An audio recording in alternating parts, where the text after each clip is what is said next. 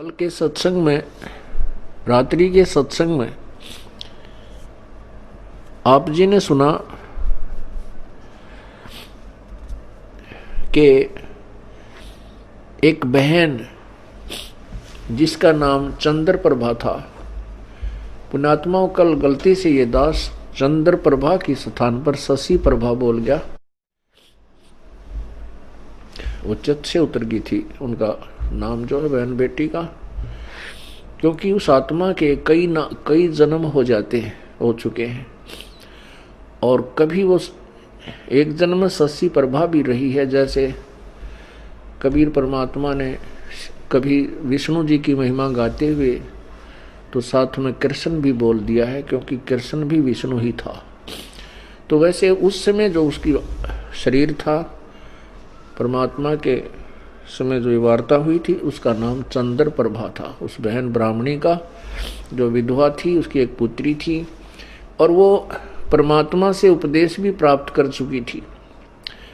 दास आपको बार बार यही समझाने की चेष्टा कर रहा है कि जिस समय परमेश्वर स्वयं आए थे, उस समय अशिक्षित जनता थी, अशिक्षित श्रद्धालु थे और अक्षर ज्ञान प्राप्त केवल एक ही वर्ग किया करता था, जिसे ब्राह्मण कहते थे। यही कारण रहा था कि वो बहन कितनी श्रद्धालु थी, प्रभु को चाहने वाली थी, परंतु उसका जो उद्देश्य था वो बिल्कुल गलत था। उद्देश्य क्या था कि उसने गुरु जी तो बना रखा था कबीर परमेश्वर जी को। उस बहन ने, चंद्र प्रभा ने परमेश्वर को, कबीर परमेश्वर जी को गुरु धारण भी कर रखा था और पूजा वही करती थी जो घिसी पिटी, जिनको परमात्मा मना किया करते थे कि पत्थर पूजे हरि मिला तो मैं पूजूं पहाड़, और ताते वो चक्की भली जो पीस खावे संसार। तुम्हारे उस मिट्टी के भगवान थे, पत्थर के भगवान से, तो यदि तुम उसके पूजने से परमात्मा प्राप्ति मानते हो तो मैं पहाड़ को पूज दूं जिसे शीघ्र मिला, क्योंकि वो बड़ा पत्थर है। और तुम्हारे उस मिट्टी के भगवान से अच्छी तो पत्थर के भगवान से अच्छी तो वो पत्थर के पाट युक्त चक्की, जो हाथ से आटा पीसने की चक्की होती थी। कहते वो चक्की अच्छी जिससे कम से कम आटा तो पीस देता, वो पत्थर। परमात्मा यही ज्ञान रह कर दिया करते थे कि मंदिर के अंदर प्रभु नहीं है, मंदिर में केवल प्रभु का चित्र है। प्रभु से काम बनेगा, प्रभु से लाभ होगा, चित्र से नहीं। जैसे सेब का चित्र पत्थर का बनाकर रख ले मूर्ति, और बहुत खूबसूरत और बिल्कुल जो कि तो मिलती जुलती होती है, और उस सेब की मूर्ति की ही पूजा करते रहें, उसी को उठाकर रखते रहें, बार बार उसकी जो है ना धूप धीप करते रहें, नहीं। वो सेब की पत्थर की मूर्ति खाने योग्य नहीं है। वह उस सेब ढूंढना पड़ेगा, वो सेब लेना पड़ेगा। सेब प्राप्त कैसे होगा? उसके लिए पहले मजदूरी करनी होगी, मजदूरी करके 2 पैसे जेब में डालने होंगे, रुपए। उन रुपयों के, उस धन के प्रतिफल में हम उस सेब को खा सकेंगे, उसका आनंद ले सकेंगे। ऐसे ही हम परमात्मा के प्राप्ति रूपी सत्य साधना रूपी मजदूरी करेंगे। इस भक्ति के धन से हम परमात्मा को प्राप्त करेंगे, उस मूर्ति की पूजा करने से नहीं। अब वो बहन चंद्र प्रभा कबीर जी को तो एक साधारण संत भक्त मानती थी, संत मानती थी, गुरु जी मानती थी, और जगन्नाथपुरी में रखी उन बिना बगैर पंजे के हाथों वाली मूर्ति को वो भगवान मानती थी। इसी भ्रम को निवारण करने के लिए प्रभु ने ये लीला की, एक तीर से 2 शिकार किए। उधर से वीर सिंह जी भी उनको परमात्मा नहीं मान पा रहे थे, उनको केवल एक संत और गुरु ही मानते थे। परमात्मा कहते हैं कि गुरु मानुष कर जानते ते नर कहिए अंध, होवे दुखी संसार में आग यम के फंद। कबीर गुरु गोविंद दोनों खड़े, गुरु गोविंद दोनों खड़े, किसके लागू पाए, बलिहारी गुरु अपना जिन गोविंद दियो मिलाए।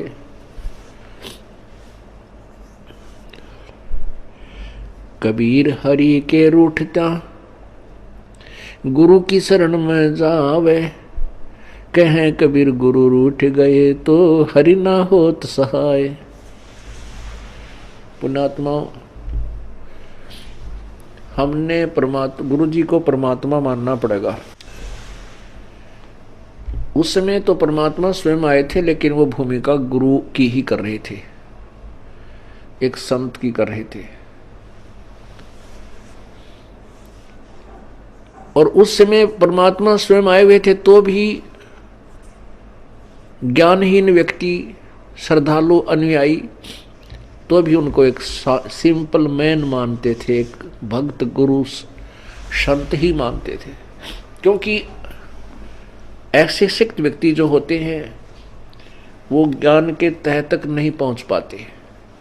कितनी बार समझा लिया प्रभु ने, लेकिन एक वो अक्षर ज्ञान युक्त अज्ञानी संस्कृत भाषा बोल कर और उस भोली आत्माओं को गुमराह कर देता था कि तुम्हारा गुरु तो अशिक्षित है, उसको अक्षर ज्ञान है ही नहीं, वो वेदों और गीता के बारे में जानता ही नहीं, वो तो कोई बकवाद घड़ता है, झूठ बोलता है। तो हम वो अनुयायी जो प्रभु के थे वो विचलित हो जाते थे और वो मान लेते थे उस अज्ञानी अक्षर ज्ञान युक्त प्राणी की इन बातों को कि सचमुच हमारे गुरु जी तो अशिक्षित हैं, इसलिए ये वेदों और गीता को तो नहीं जान सकते। और वेदों और गीता जी के बारे में तो ब्राह्मण लोग ही सही बताते हैं, पुराणों के विषय में यही सही जानते हैं, क्योंकि सभी पुराण, सभी पवित्र सदग्रंथ, पवित्र गीता जी, पवित्र चारों वेद, पवित्र पुराण सभी संस्कृत लैंग्वेज के अंदर लिपिबद्ध है। इस बात का वो नाजायज फायदा उठाएंगे। परमात्मा ने इसलिए ये समय सेलेक्ट किया, ये टाइम सेलेक्ट किया कि पिछली पीढ़ी के अंदर शिक्षित होगा सारा समाज। उस समय ये मेरे को पहचान पाएंगे मेरे बच्चे, और इन काल के दूतों को ये धिक्कार देंगे, ठुकरा देंगे, छोड़ देंगे, त्याग देंगे। गुरु मानुष कर जानते ते नर कहिए अंध, ओए दुखी संसार में आग यम के फंद। पुण्यात्मा, अज्ञान की इतनी गहरी छाप हमारे ऊपर हो चुकी है कि हम परमात्मा की परिभाषा से अपरिचित हैं। हम परमात्मा को निराकार मानते हैं। ये अज्ञानी संत, ऋषि, महर्षि और गुरुजन परमात्मा को निराकार बताते रहे, जबकि हमारे सब सदग्रंथ और जिन महापुरुषों ने परमात्मा के दर्शन हुए उन्होंने अपनी अमृतवाणी में परमात्मा को साकार बताया है और मनुष्य सदृश बताया है, मनुष्य जैसा। लेकिन उनके शरीर के मटेरियल में और हमारे शरीर के मटेरियल में बहुत अंतर है। परमेश्वर का शरीर तेज पुंज का है, उनके शरीर की शोभा बहुत ही अधिक है। करोड़ सूर्य और करोड़ चंद्रमा की मिली जुली रोशनी भी उनके एक रोमकूप की रोशनी से फीकी है। वो साकार हैं और मनुष्य सदृश हैं। परमात्मा के उस स्वरूप को चरम दृष्टि से नहीं देखा जा सकता, उसको केवल दिव्य दृष्टि से देखा जा सकता है। और परमात्मा जब यहाँ आते हैं अपने उस अत्यधिक तेजों में शरीर के ऊपर एक हल्का ओवरकोट डालकर अपने शरीर के उस वास्तविक तेज को कुछ छुपा करके यहाँ प्रकट होते हैं सहशरीर आते हैं और सहशरीर चली जाते हैं। उसमें वे एक संत, भक्त, हंस और एक जनसाधारण की भूमिका करते हैं। परमात्मा पाने के लिए गुरु जी, गुरु बनाना अति आवश्यक है। राम कृष्ण से कौन बड़ो, उन्हों भी गुरु कीन, तीन लोक के वे धनी, गुरु अग अधीन। राम कृष्ण बड़तेपुर राजा, तिन गुरु बंद कीन निज काजा। कहते हैं राम कृष्ण से तो तुम किसी को बड़ा नहीं मानते। उन श्री रामचंद्र जी ने और श्री कृष्ण चंद्र जी ने भी गुरु बनाए और वो तीन लोक के मालिक भी गुरु जी के समक्ष नतमस्तक रहे, एक गुरु मर्यादा में रहे। श्री रामचंद्र जी ने वशिष्ठ जी को गुरु बनाया और श्री कृष्ण चंद्र जी ने दुर्वासा जी को आध्यात्मिक गुरु बनाया। श्री कृष्ण जी के संदीपनी जो थे वो अक्षर ज्ञान के गुरु थे, उन्होंने उनको अक्षर ज्ञान सिखाया था। गुरु मानुष कर जानते, अब ये तो सिद्ध हुआ कि गुरु का होना अति आवश्यक है। आध्यात्मिक अपने इस ज्ञान, आध्यात्मिक मार्ग को, आध्यात्मिक क्रियाओं को सफल करने के लिए, परमात्मा प्राप्ति के लिए गुरु जी का होना अति आवश्यक है। अब गुरु जी के प्रति हमारा कैसा व्यवहार बर्ताव हो, गुरु गोविंद कर जानियो, रहिए शब्द समाए, मिले तो दंडवत बंदगी, नहीं पल पल ध्यान लगावे। कहते हैं परमात्मा स्वयं संकेत कर रहे हैं कि गुरु गोविंद कर जानियो, गुरु जी को भगवान मानकर चलना और उनकी आज्ञा का पालन करना, उनके द्वारा दिए गए मंत्र का खूब डट के साधना करना, भजन करना श्रद्धा से। और जब भी आपको मिले दंडोत प्रणाम कीजिए। यदि आपसे दूर हैं तो पल पल उन्हीं का ध्यान कीजिए।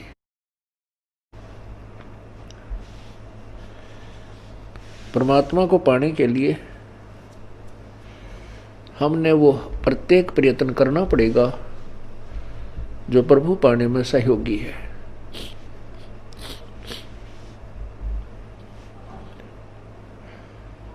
जैसे ये दास है, उसमें तो परमात्मा स्वयं आए थे, अब ये दास बेच दिया अपना। ये दास भगवान नहीं है, लेकिन परमात्मा के नियम अनुसार आप जी ने इस दास को भगवान के तुल्य मानना होगा। आपने परमात्मा मानना होगा। फॉर एग्जाम्पल, जैसे एक मैथमेटिक्स का, गणित का एक प्रश्न होता है ऋण का, उसके अंदर मूलधन ज्ञात करना होता है, मूलधन ज्ञात करना होता है। उसमें सपोज करना होता है, उसमें मानना होता है, मान लीजिए मूलधन 100 रुपये। वो जो मूलधन हमने ज्ञात करना होता है वो तो लाखों और करोड़ों में होता है, लेकिन 100 रुपये मूलधन मानकर फिर दर निकाली जाती है। उस दर को मल्टीप्लाई करके फिर वो वास्तविक मूलधन निकाला जाता है। जब तक 100 रुपये मूलधन नहीं मानेंगे तब तक वो वास्तविक मूलधन आपको प्राप्त नहीं हो सकता, आपका प्रश्न हल नहीं हो सकता और आपको 0 नंबर मिलेंगे। इसी प्रकार ये भक्ति, आध्यात्मिक परमात्मा प्राप्ति रूपी जो प्रश्न है, ये इक्वेशन है, ये क्वेश्चन है, इसको हल करने के लिए, इसको सोल्व करने के लिए आपने इस दास को भगवान मानना पड़ेगा। तब आपकी आध्यात्मिक क्रियाएं सफल होंगी। जैसे आप यहां से जाओगे, आपने परमात्मा देखा नहीं है, आपने इस दास को देखा है, वो परमेश्वर इस दास का रूप धारण करके आपके समक्ष वहां खड़ा होगा।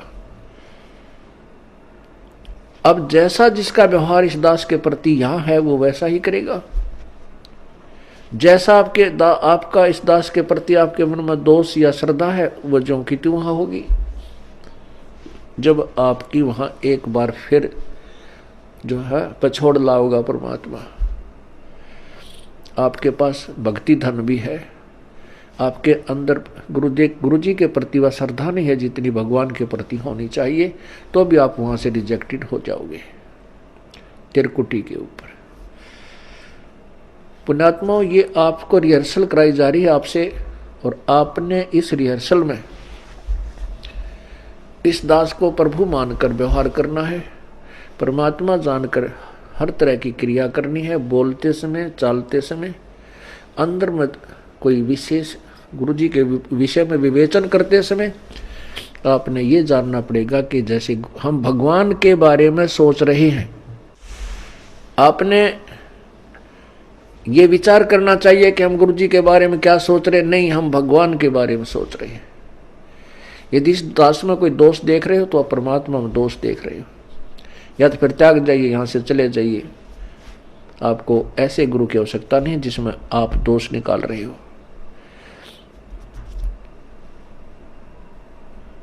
हम इसी प्रकार परमात्मा को प्राप्त कर सकते हैं।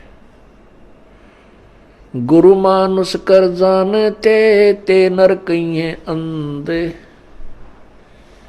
ओवे दुखी संसार में आग काल के फंद। गुरु जी के प्रति आपकी कैसी श्रद्धा हो।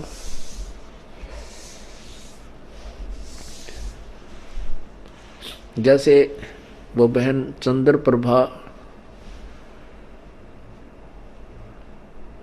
परमात्मा गुरु जी को भी गुरु भी धारण कर रखा था, और जगन्नाथ जो पुरी वाला भगवान है, जो मिट्टी का माधो, उसको भगवान मान रही, और वो वास्तविक परमात्मा उनके पास रहे, उनसे बात करे, उनको ज्ञान समझा, उसको सुख दे, वो भगवान नहीं। फिर भी श्रद्धा वही थी उस नालायक की।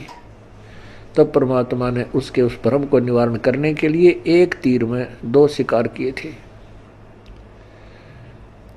उधर से वीर सिंह बघेल, काशी नरेश भी उनको केवल एक सिंपल मैन और एक संत मान रहे थे। जब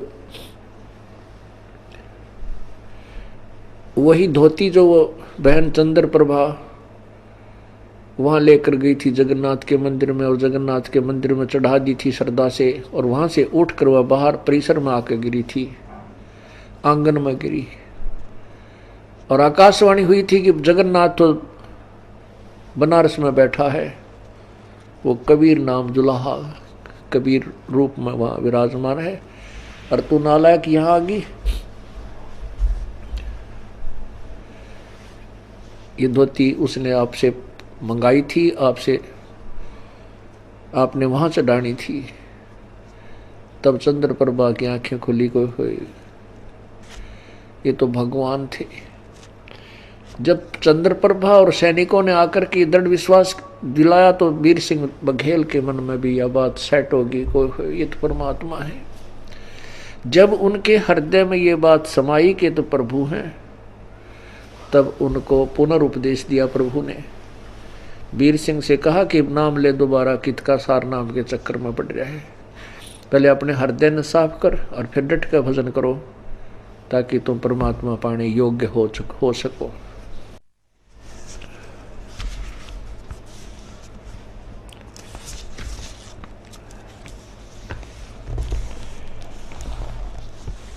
गुरु जी के प्रति गुरु की महिमा आप प्रतिदिन पढ़ते हो नित्य नियम में, लेकिन आप पढ़ते हो उसके ऊपर विवेचन नहीं करते। आप प्रतिदिन क्या सुनते और पढ़ते हो। कबीर दंडवत गोविंद गुरु बंधु अविजन सोए, पहले बहे प्रणाम तेन नमो जो आगे होए। कबीर दंडवत गोविंद गुरु, गोविंद गुरु माने गुरु भगवान को नमस्कार करूं। दंडवत गोविंद गुरु गुरु भगवान, गोविंद माने भगवान, गुरु मीन गुरु, गुरु भगवान को दंडवत प्रणाम करूं और बंदू अविजन सोए, पहले भय प्रणाम ते नमो जो आगे होए। ऐसे महापुरुष गुरुदेव के तुल्य आगे और पीछे जो भी आए हैं उन संतों को नमस्कार है। गुरु को कीजय दंडवतम, कोटि कोटि प्रणाम, कीट न जाने भृंग को यूं गुरु कर ले आप समान।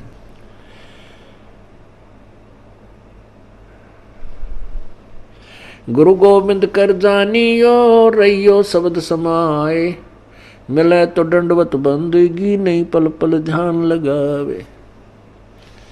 अपने गुरुदेव के प्रति परमात्मा तुल्य श्रद्धा बनाओगे तभी आप परमात्मा के चरणों में परमात्मा को प्राप्त कर सकोगे।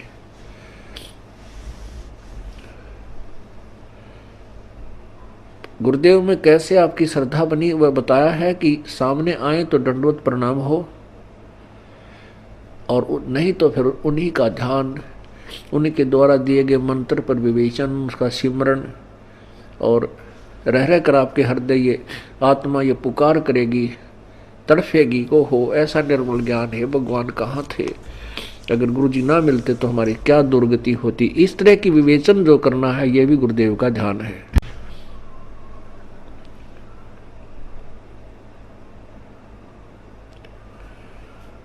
अब क्या विचार करना हमने, सतगुरु के उपदेश का लाया एक विचार, जय सतगुरु मिलते नहीं जाते नरक दुआरे। सतगुरु का अर्थ होता है तत्वदर्शी संत, यथार्थ ज्ञान प्रकाशक। जो सच्चा ज्ञान देने वाला है वो सतगुरु होता है। सतगुरु के उपदेश का लाया एक विचार, जय सतगुरु मिलते नहीं जाते नरक दुआर।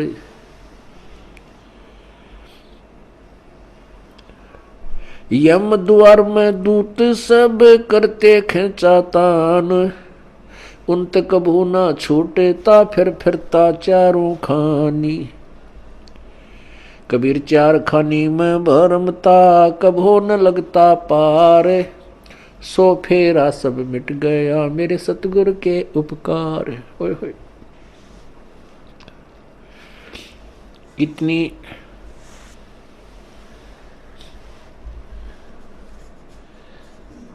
हृदय विदारक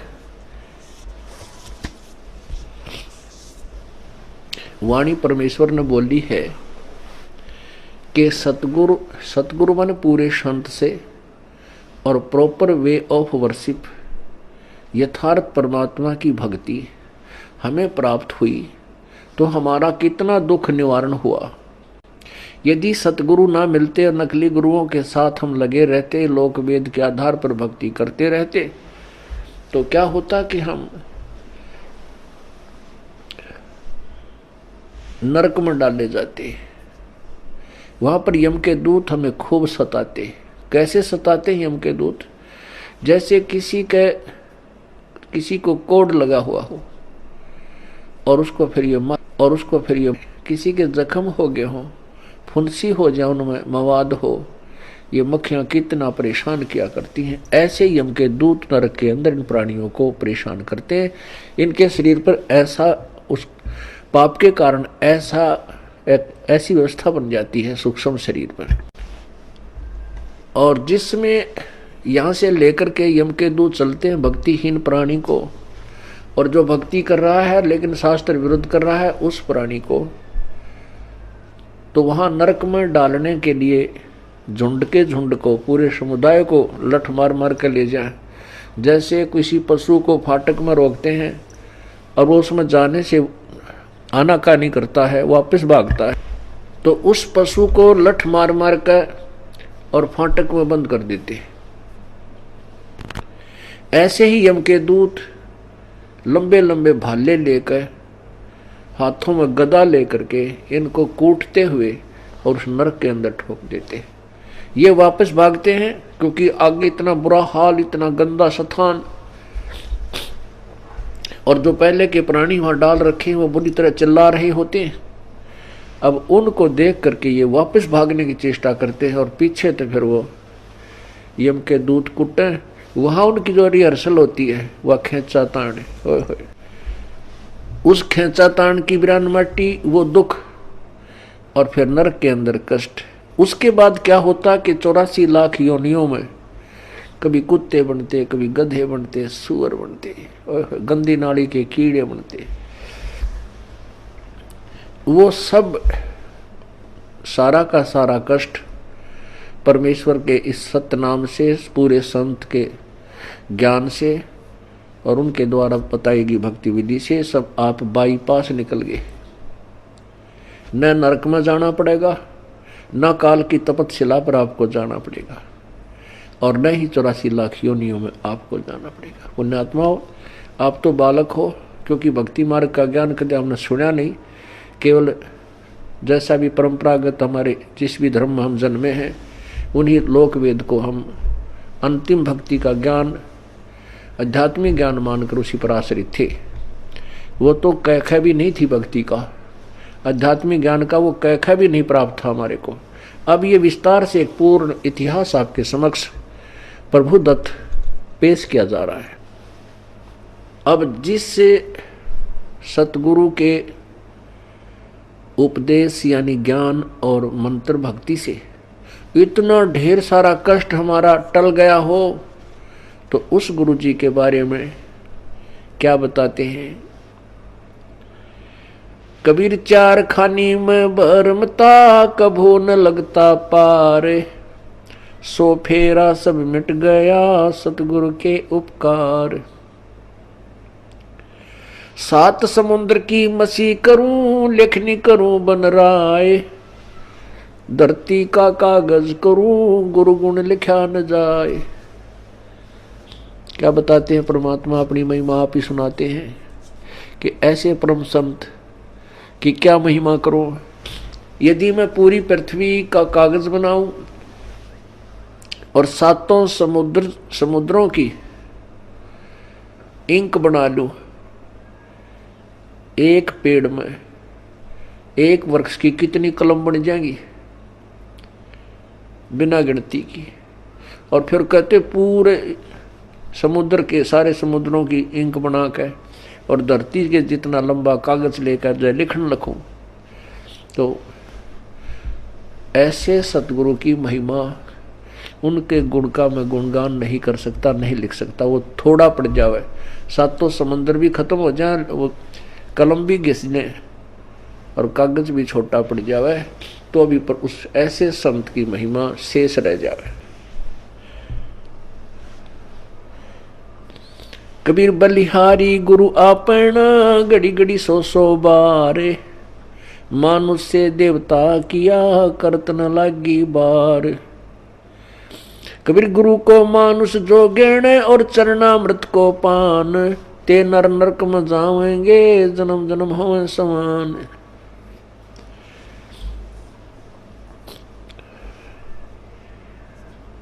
कहते हैं अपने सतगुरु के ऊपर मैं बलिहारी हूं, घड़ी घड़ी 100 बार उनके द्वारा दिए गए ये अनमोल ज्ञान रह रहकर उमंग के साथ याद किया जाता है,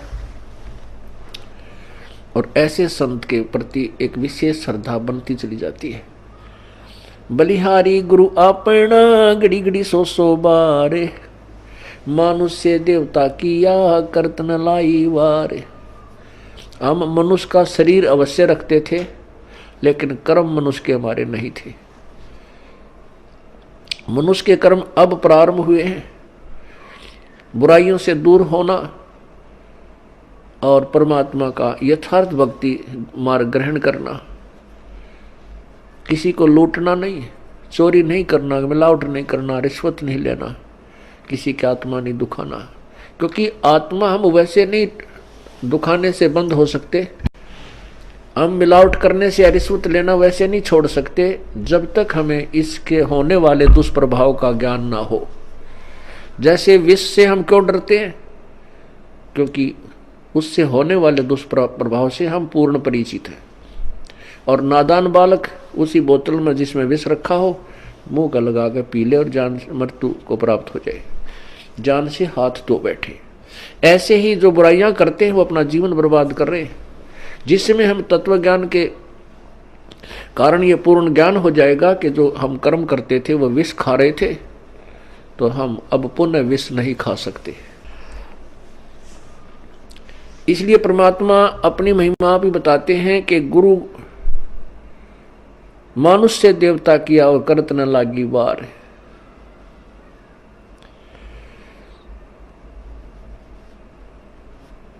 कबीर गुरु को मानुष जो गण और चरणामृत को पान, ते नर नरक में जावेंगे जन्म जन्म हमें समान। गुरु मानुष कर जानते ते नर कहिए अंध, ओवे दुखी संसार में आ गए यम के फंद। कबीर आते नर अंध है गुरु को कहते और, हरि के रूठे ठोर है गुरु रूठे नहीं ठोर।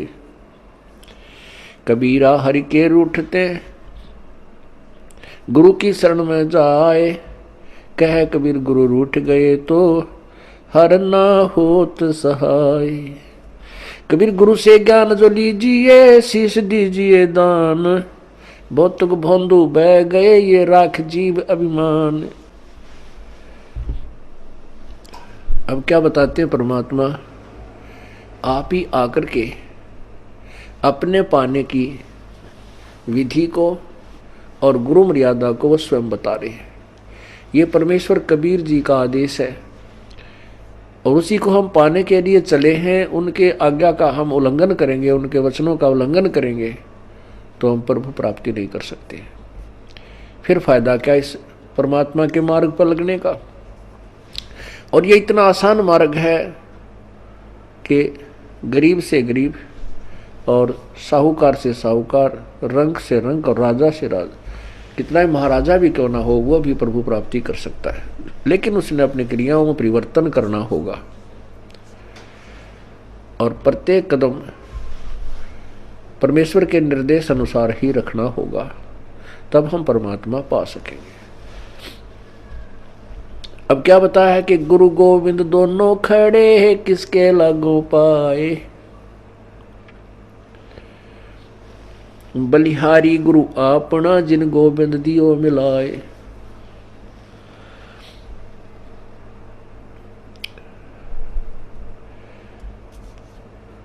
कबीर गुरु के रूठ त्या हरि की, कबीर हरि के रूठ त्या गुरु की शरण में जावे, कहे कबीर गुरु रूठ गए तो हर ना होत सहाय। परमात्मा स्वयं ही बता रहे हैं कि एक तरफ गुरुजी खड़े हैं और दूसरे साथ में परमात्मा खड़े हैं, तो किसके हम चरण छुएं, किसका विशेष आदर करें, किसकी चाह प्रथम करें? आप ही उत्तर दे रहे हैं कि बलिहारी गुरु आपना जिन गोविंद दियो मिलाए। अब इस उदाहरण को आपको समझाया जाएगा कि जैसे एक मटके में गड्ढे में जल है, वो तो समझो भगवान है। एक तरफ हैंडपंप खड़ा है वर्किंग पोजीशन में, चालू हालत में। एक तरफ तो हैंडपंप यानी नल है, एक तरफ एक मटके में घड़े में जल है। तो उस मटके के जल को तो भगवान समझो और नलके को गुरु जी समझो। तो इन दोनों में से कहते मैं किसके चरण छूं अर्थात किसको महत्व दूं? आप ही उत्तर देते हैं कि बलिहारी गुरु आपना जिन गोविंद दियो मिलाए। मटके में 10 किलो 20 किलो पानी है, जल है, और उसने कोई वो गिर जाता है, टूट जाता है, खत्म हुआ, या पीने से भी वो समाप्त हो जाता है। यदि हैंडपंप ठीक है, वो खराब नहीं है, तो इसे ऐसे 1000 मटके भर देगा। कहने का भाव ये है कि यदि आपका राम कब रूठ गया, कबीर हरि जय रूठ जा, कबीर गुरु जय रूठ गया तो हर नहीं होत सहाय। और यदि कबीर हरि जय रूठ जा, गुरु की शरण में जावे, जिसमें आप जी के ऊपर, किसी व्यक्ति के ऊपर आपत्तियों का दौर शुरू हो जाता है, वो स्वयं कहने लग जाता है भी मेरा राम रूठ गया, मेरा परमात्मा रूठ गया, मेरे थे हमारा भाग फूट गया, हमारा राम रूठ गया, तो उसके पुण्य समाप्त हो गए, पाप कर्मों से वो प्रभावित हो रहा है। जैसे आप कहीं खेत में या मजदूरी कहीं कर रहे हो, आपने एक मटका पानी का लेकर गए, वो काम करते करते पीते रहे, वो समाप्त हो गया, आपका जल खत्म हो गया, आपका राम रूठ गया। यदि जल और नहीं लाओगे तो प्यासे मर जाओगे। तो कहाँ जाते हैं?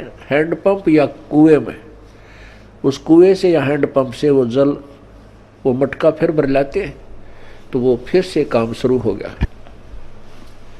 पुण्यात्मा जो दुखी प्राणी हैं, उनका राम रूठ गया, उनका राम रूठा हुआ है, उनका भगवान रूठा हुआ है, क्योंकि उनके पुण्य समाप्त हो गए। वो जल थोड़ा बहुत था, वो पी प्या लिया, तुमने खत्म कर दिया। अब कहाँ जाएंगे उस जल को लेने के लिए? हैंडपंप पर। हैंडपंप से आप फिर मटका भर लाइए, मटका भर लाए, फिर जो अभाव, जल के अभाव से जो कष्ट था वो समाप्त हो गया, आपके प्राण बचे। ऐसे ही गुरुजी हैंडपंप है और जल भगवान है। अब यदि आपने हैंडपंप पे तोड़ दिया, उसको मिस हैंडल करके, उसके साथ बदव्यवहार करके, उसका ऐसे ऐसे झटके पटके नू नू कर कर वो तोड़ दिया, उसकी कोई वासर खराब होगी या किसी प्रकार भी, तो जल आना बंद हो गया। तो फिर वो जल जितना आपके पास आपके पुण्य है वो चलेंगे, तब तक चलेंगे, उसके बाद फिर आपको फिर दुख शुरू हो जाएगा, अर्थात वो जल फिर प्राप्त करना होगा आपका। यदि आपने कहते हैं आपका गुरु रूठ गया, आपका हैंडपंप खराब हो गया, तो जल नहीं, हर नहीं करे सहाय, हर नहीं होत सहाय। वो जल तो रहा नहीं, क्योंकि हैंडपंप उसका स्रोत था। कबीर हरि के रूठते गुरु की शरण में जाए, कहे कबीर गुरु रूठेगे तो हर ना होत सहाय। परमात्मा आगे क्या बता रहे हैं? गुरु से ज्ञान जो लीजिए, शीश दीजिए दान। गुरु जी से आप उपदेश, नाम मंत्र ले रहे हो, तो अपना शीश समर्पण कर दीजिए। शीश सौंप देने का तात्पर्य है कि गुरु जी के प्रत्येक आज्ञा का पालन कीजिए। बहुत तक भोंडू बह गए भाई, राख जीव अभिमान। होय होय, बहुत तक भोंडू बह गए अपने मन में अभिमान बना के गुरु जी के समक्ष, तो वो जीव पार नहीं हो सकते हैं।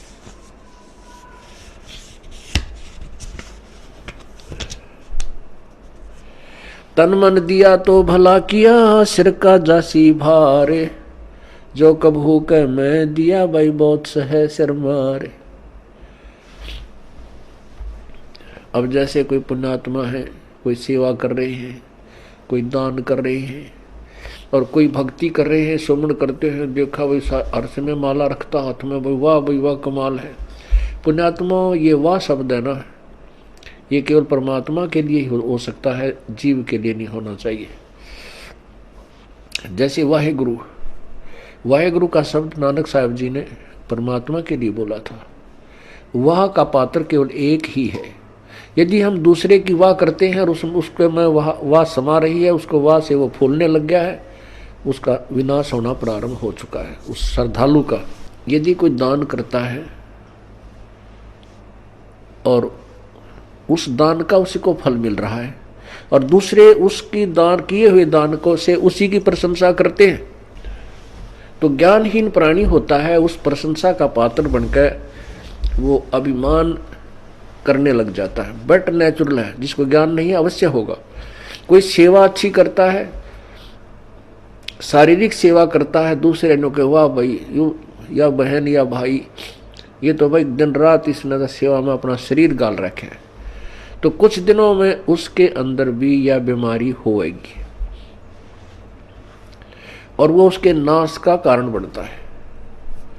कोई सेवा करता है तो अपने लिए कर रहा है, हम उसकी प्रशंसा करते हैं, उसके तरफ आकर्षित होते हैं, तो महाराज जैसा बुद्धू नहीं, वो भक्त नहीं है, उसको ज्ञान नहीं है। कहते हैं गुरु को तजय भजय जो आना, तापसुआ को फोकट ज्ञाना।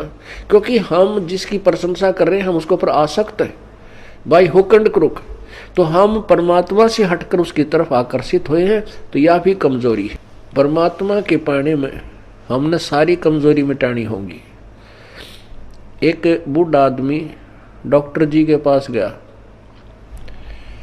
और बूढ़ा बुजुर्ग कति अस्थि पिंजर शेष था, पतल आड़ दिखे, नारी नारी अस्थि दिखे।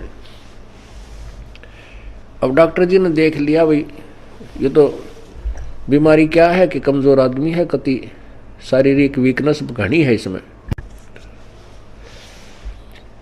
तो बूढ़े आदमी ने उस वृद्ध ने कहा डॉक्टर जी मैं तो कुछ देर चलता हूं ना मेरा दम फूलने लग जाता है, सांस चढ़ जाए। डॉक्टर बोला भाई महाराज बुजुर्ग कमजोरी है आपको, आपका शरीर कमजोर हो गया। फिर कहता है गुरु डॉक्टर जी मैं खड़ा होता हूँ चक्कर आवे हैं। डॉक्टर बोला बूढ़ा कमजोरी है। फिर बोला जी पिंडी बढ़के हैं, यानी पिंडलियों में दर्द हो जाता है। डॉक्टर बोला कमजोरी है। और बूढ़े को गुस्सा आ गया।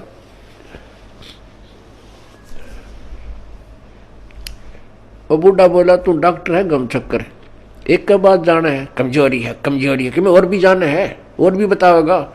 खूब क्रोधित हो गया।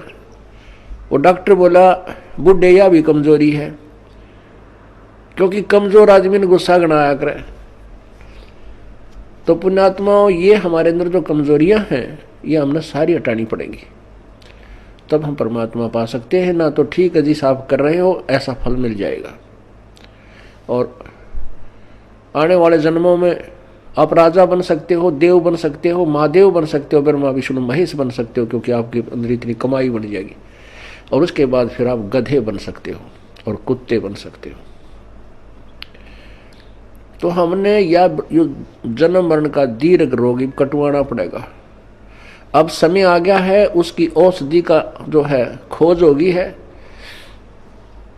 जैसे पहले टीबी की कोई इलाज नहीं था, इसलिए इसको अक्षय रोग कहते थे। अक्षय माने नाश करने वाला, खत्म कर दे। अब टीबी कोई विशेष रोग नहीं रहा अगर समय पर उपचार करा लिया जाए तो इसी प्रकार अब इस जन्म मृत्यु रूपी अक्षय रोग की अब औषधि प्राप्त होगी हमें। थी तो पहले ही, लेकिन इसकी खोज करने वाला नहीं था। अब परमात्मा ने मेरे बख्शिश दास के ऊपर अपनी वो अनमोल जड़ी सरजीवन बूटी दे दी, इस सार नाम रूपी, और वो उससे ये जन्म मरण रूपी दीर्घ रोग आपका कटेगा। तो उस औषधि उपचार में आपने जो परहेज रखने हैं वो आपके नियम हैं, इनका भी पालन आपको आजीवन करना होगा, तभी आप इस रोग से मुक्त हो पाओगे। अब जैसे हम एक दूसरे पर आसक्त होते हैं, ये बड़ा अच्छा पाठ पढ़ता है, इसकी बड़ी अच्छी प्यारी बोली है। अरे पाठ भगवान की वाणी है, परमात्मा ने वाणी लिखी है, और वही वाणी आपको पढ़ के सुना दे, और या कोई गा के सुना दे, मीठी आवाज में सुना दे, बाकी आवाज में सुना दे, उस पर अमल हो। अब जैसे कोई शराब पिए पड़ा था और दूसरा व्यक्ति जाके कहने लगा कि भाई तुम्हारा चोरी होगी। वो शराबी कहता है चोरी होगी? अच्छा चोरी होगी, फिर बता क्या हो गया? चोरी हो गया। अब वो कोई कहे, उस शराबी नो कहे तेरी आवाज अच्छी नहीं, कोई गाने वाला आवे उसको बुलाओ। और वो नौका, क्योंकि वो शराबी होगा, फिर दूसरा शराबी कहता है आपका चोरी हो गई। वो चोर भी नौका, और जिसका चोरी हो रही है वो चोरी हो गई। अरे नालायक को। फिर वो नौका कहता हाँ ये बहुत बढ़िया बोल रहा है, इसकी आवाज़ बहुत प्यारी है, चोरी हो गई। और उसने नौका जाकर सिंपल वे में, भाई तुम्हारा घर में चोरी होगी और बहुत नुकसान हो गया है। यदि वो होश में है, शराब नहीं पी रखी, तुरंत कलेजा पकड़ेगा, अक भाई कितना नुकसान हो गया, तुरंत घर को चल पड़ेगा। यदि उसने भांग पी रखी है तो फिर नौका कहेगा भाई इसकी आवाज़ बहुत अच्छी लगी, जो गा कर सुना रहा, चोरी हो गई। आप भी क्यों भांग के नशे में, अरे साहब वो मूर्ख जो उसने गा के सुना रहा, चोरी हो गई। तो पुण्यात्मा आपको बार बार कहा रहा, परमात्मा की वाणी है। क्या बताते हैं भगवान बार बार, इसने गा के कह दे चाहे वैसे कह दे, जो जिनकी भांग का नशा उतर गया वो तुरंत सचेत हो जाएंगे और उस मार्ग पर चल पड़ेंगे। क्या मन तू बस रे चल रे सुख के सागर, जहां शब्द सिंधु रत्नागर। अब चैत इसने नू गा के सुना दे, अर्थ सिंपल वे में कह दे, मन तू चल रे सुख के सागर, जहां शब्द सिंधु रत्नागर। कोट जन्म तेरे भरमत हो गए, कुछ ना हाथ लग्या रे, कुकर सुकर खरबा बोरे कौआ हंस बगारे। कोटि जन्म तू राजा की ना मिटी न मन की आशा, और भिक्षक होकर धर धर घूमया, ये मिला ना निर्गुण रासा। इंद्र कुबेर ईश की पदवी, ब्रह्मा वर्ण धर्मराया, विष्णुनाथ के लोक को जाके फिर भी उल्टा आया। असंग जन्म तन मरत्या हो गए, जीवित क्यों नाम रह रे, द्वादश मध्य मैल मठ बोरे बोर ना दे धरे रे। दोजक भस्त सभी ते देखे, राजपाट के रसिया, और तीन लोक से तरपत नाए, ये मन भोगी खसिया। सतगुरु मिले तो इच्छा मेटे, पद मिल पदे समाना, चल हंसा उस लोक पठाऊं जो आद अमर स्थाना। चार मुक्ति जहां चंपी करती माया, होरी दासी, दास गरीब अभय पद पर से मिले राम अविनाशी। अब इस वाणी ने चाहे तो कोई गा के सुना दो, और चाहे भाई इसने वैसे सिंपल वे में कह दे, जब तक हम इस अनमोल वचन को जो प्रभु दत्त है, परमात्मा का दिया हुआ है, इसको हृदय में धार कर इसके अनुसार नहीं करेंगे, तो ना तो इसके गान तो फायदा, ना इसके वैसे कहन सुनन तो फायदा। इससे लाभ होगा जब हम इसके परमात्मा की वाणी पर अमल करेंगे और तुरंत उसका अनुसरण करके अपना मोक्ष प्राप्त करने का तरीका ढूंढेंगे। तो जैसे हम किसी और पर किसी भी पॉइंट से आसक्त होते हैं तो हम कमजोरी में हैं और हम पार नहीं हो सकते हैं। क्या बताते हैं, गुरु से अधिक ना कोई ठहराई, मोक्ष पंथ नहीं गुरु बिन पाई। राम कृष्ण बढ़ती उपुर राजा, तिन गुरु बंद की न निज काजा। गेहि भक्ति सतगुरु की करही, आदि नाम निज हृदय धरही। गुरु चरणन में ध्यान लगावे, अंत कपट गुरु से न लावे। गुरु सेवा में फल सर्वस आवे, गुरु विमुख नर पार न पावे। गुरु सेवा में फल सर्वस आवे, गुरु विमुख नर पार न पावे। गुरु वचन निश्चय कर माने, पूरे गुरु की सेवा ठाने। गुरु जी का आदेश अवश्य माने और गुरु भी पूरा हो, पूरे गुरु की पूजा करे, पूरे गुरु के आधार से साधना करे। गुरु की शरणा लीजय भाई, तात जीव नरक नहीं जाई। गुरु कृपा कटे यम फांसी, विलम न हो मिले अविनाशी।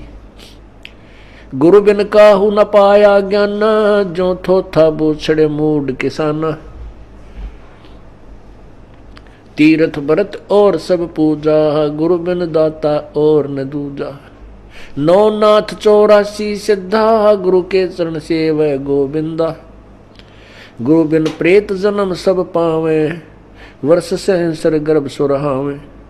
गुरु बिन दान पुण्य जो करही, मिथ्या होवे कबू ना फल ही। गुरु बिन भरम न छूटे भाई, ही कोट उपाय करो चतुराई। गुरु के मिले कटे दुख पापा, जन्म जन्म के मिटे संतापा। गुरु के चरण सदा चित दीजय, जीवन जन्म सफल कर लीजय। गुरु भगता मम आत्म होई, वाके हृदय रहूं समोई। अब भगवान क्या बताते हैं दूसरा तरीका, कि जो गुरु का भक्त है, मेरे उस संत का भक्त है, अनुयायी है, श्रद्धालु है, सच्चे दिल से साधना कर रहा है, प्रत्येक आज्ञा का पालन करता है, तो कहते हैं उस मेरे भेजे गए हंस संत के का जो भक्त है वो मेरी आत्मा है, वो मेरा सच्चा यानी प्यारी आत्मा है, और उसके हृदय में मैं समाया रहता हूँ। आप जी के हृदय में जब तक परमात्मा है, कब तक है? जब तक आप इस दास को भगवान की दृष्टि में देखते हो, तब तक आपके हृदय में प्रभु है। और जब आपके मन में कोई दोष उत्पन्न होने लग जाता है तो काल प्रवेश कर जाता है, प्रभु हट जाता है। क्या कहते हैं भगवान? गुरु भक्ता मम आत्म होई, वाके हृदय रहूं समोई। गुरु का भक्त मेरी आत्मा हो है, और उसके हृदय में मैं समाया रहता हूँ, अर्थात मेरी ही उपस्थिति बनी रहती है। और जब तक भगवान की उपस्थिति है तो आपकी श्रद्धा भगवान गुरुदेव के प्रति और भक्ति के प्रति एक पूरी निष्ठा बनी रहती है। जो ही आपके हृदय में कोई दोष आता है प्रभु गुरु जी के प्रति, चाहे किसी प्रकार से, चाहे प्रत्यक्ष या अप्रत्यक्ष, परमात्मा आपसे दूर हो जाता है। ऑटोमेटिक सिस्टम है। तो उसमें आपके विचारों में परिवर्तन, ये दास पहले आपको आज जो पुण्यात्मा, जब तक आपके हृदय में परमात्मा समाये हैं तब तक ये दास आपको क्या दिखता है ये तो आपको मालूम है, दास नहीं कहना चाहता। और जब आपके हृदय में काल समा जाएगा ये दास आपको दुष्ट दिखाई देगा। दास वही है, पहले भी वही था और बाद में भी वही है, और आगे भी ऐसा ही रहेगा। आपने अपना ही शीशा, जैसे हम दर्पण में मुंह देखते हैं, फेस देखते हैं शीशे में, अगर वो शीशा खराब है तीसरा बूंदा मुंह दिखाओगा, बांगा बांगा। कई बार ना कोई कार खड़ी हो और उसके पास से निकला तो अपना शरीर उस कार के शीशे में नू दिखा, इतना बड़ा पेट सार ठगना है नूथ, ईसा बूंदा देखने भी जी ना करे। तो ऐसे ही जैसे कोई शीशा खराब है उसमें मुंह देखे सा बूंदा दिखे, कोई मोटा मोटा कति मर रहा टेढ़ा मेढ़ा, और बढ़िया दर्पण है तो जो का तू दिखाता है। तो पुण्यात्मा, जब तक आपका अंतःकरण हृदय रूपी मिरर बिल्कुल स्वच्छ है, साफ है, तो ये दास आपको कति भगवान दिखाई देगा। जब आपका अंतःकरण किसी दुष्ट ने या आपके अभिमान ने बर्बाद कर दिया तो ये दास आपको बूंदा दिखेगा। जैसे आपका फेस जैसा है वो तो आपका स्पष्ट दर्पण ही दिखा सकता है, यदि दर्पण ही खराब है तो आपके ही चेहरे में कितने दोष दिखा देगा। अब जैसे ये क्रोथा कांड हुआ, इसके पीछे बहुत ही भयंकर षड्यंत्र था। उन लोगों की पोल खुल गई जो धर्म की आड़ में दुनिया को भ्रमित किए बैठे थे, उनके ज्ञान की पोल खोल दी और वो कति चौड़ चपट हो गए। अब उनको भय हो गया कि तुम्हारे अनुयायी तुमसे भागेंगे और तुम्हारे पास कोई जवाब नहीं, दुनिया तुम्हें थूकेगी। तो उन्होंने ऐसे झूठ झाट बोल कर राजा और प्रजा को भ्रमित करके इस दास के प्रति ना जाने के तूफान झूठ बोल दिए। तो उन अज्ञानियों के द्वारा फेंके गए गंध से जिनका अंतःकरण रूपी दर्पण खराब हो गया, उनको ये दास बुरा लगने लगा, अनुयायियों को। और जिनके उनके द्वारा फेंके गए गंध का जिसके अंतःकरण रूपी दर्पण पर कोई असर नहीं हुआ, ये दास उनको जो का तो वही दिखाई दे रहा था।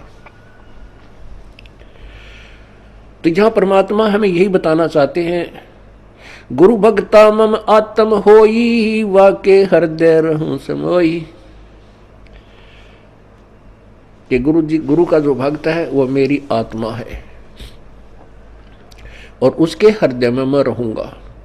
और यदि किसी भी कारण से आपके हृदय में दोष आ जाता है तो प्रभु वहां से हट जाते हैं, और काल भगवान तो तैयार है, वो तो फिर तुरंत आकर के भाई जो गुरु बचन पे डट गे रे कट गे फंद 84 के।